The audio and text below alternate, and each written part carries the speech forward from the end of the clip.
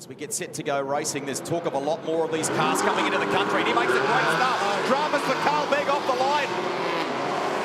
He gets it going now in the 40. And I think that's allowed Tony Quinn to come up into second place. So Smolin bolted.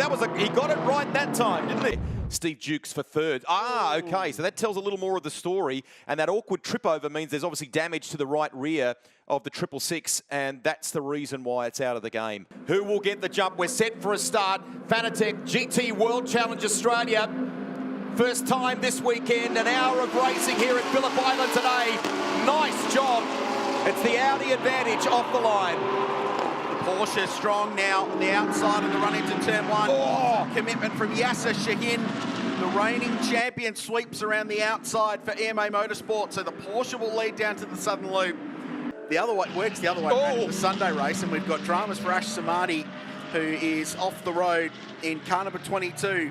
Full 360, that's down at turn 4 at Stoner Corner, and drives on. Look at it. It's got damage to the left rear. Yeah. Now you can see Andrew Fawcett come through shot there in car 10 as well, but I don't know that he was a part of that. Maybe he was slowing up while it was all going to Custard ahead of him down at turn 4. So we'll hopefully get a replay and clarify that. That's half a tonne of Phillip Island's grass parked in the radiator of the Audi R8, the big V10, as the leaders flash by. Maintenance team at Phillip Island will be pleased with him, doing a bit of their work for them. Oh, he's going to get...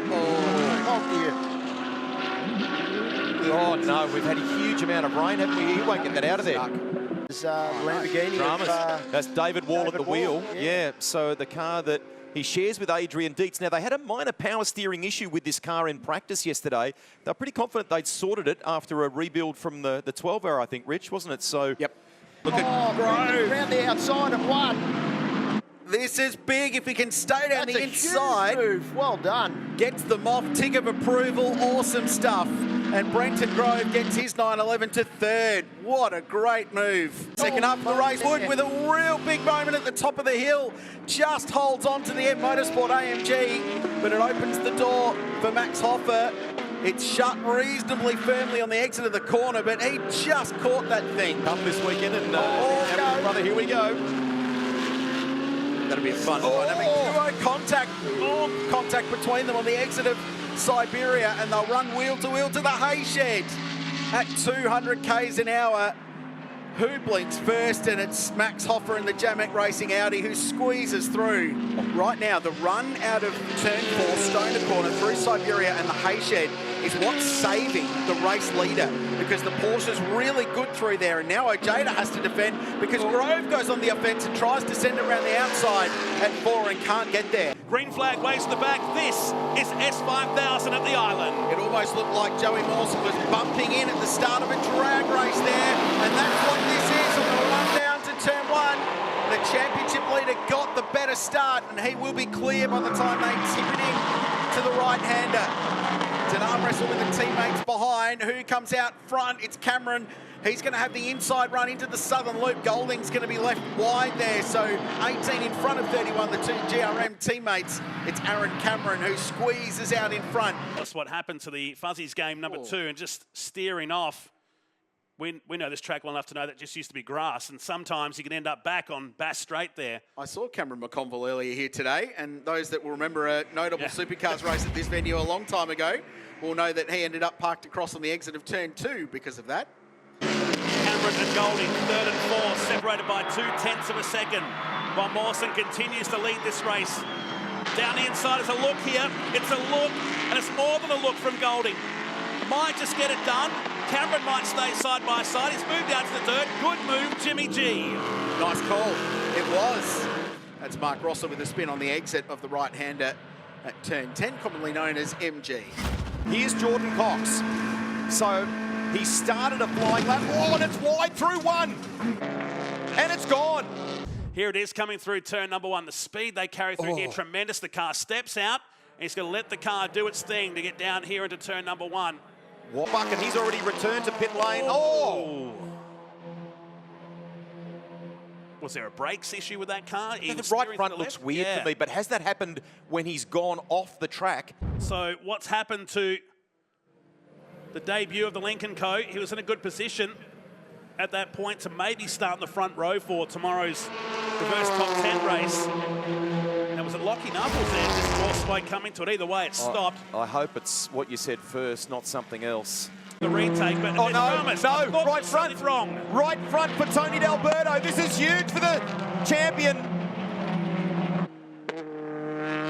I wondered why he was disappearing so quickly behind, beneath, and the reigning champ has got a tyre cut down in Thornborough. It's a rolling start, the calm before the storm. It's got trouble written all over it. James Moffat will look to get the ascendancy of this rolling start as they line up side by side.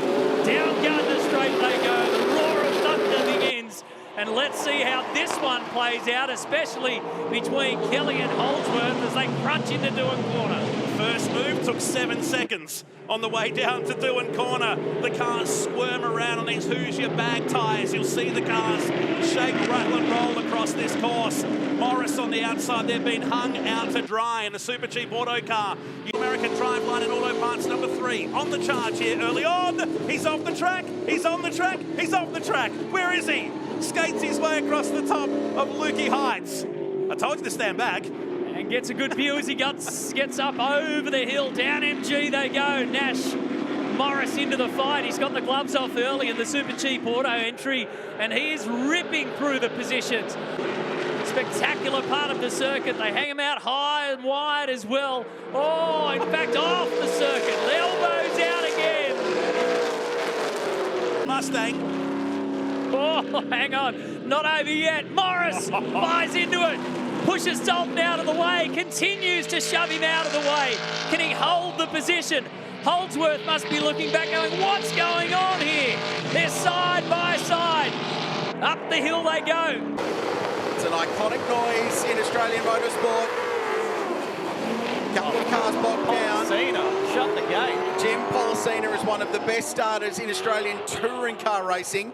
Full stop in any class of supercar, and he has just done an outstanding job in the return of the V8 touring cars in that ex-Craig Lowndes 888 Commodore driver with a couple of youngsters behind him looking to make a move. Bargwanna, great pass.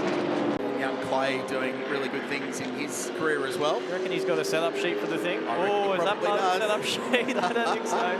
Good battle. Hislop went down the inside. He looked like he got the rears locked that we were talking about before, and Policina was able to fight back. You got some sound equipment and radios for race cars as well. So, oh no! Hislop. What's going on there? All on his own. Exit of turn 4. Hit subscribe for the latest Stan Sport highlights and start your free 7-day trial to enjoy every round of the Speed Series live, ad-free and on demand on Stan Sport.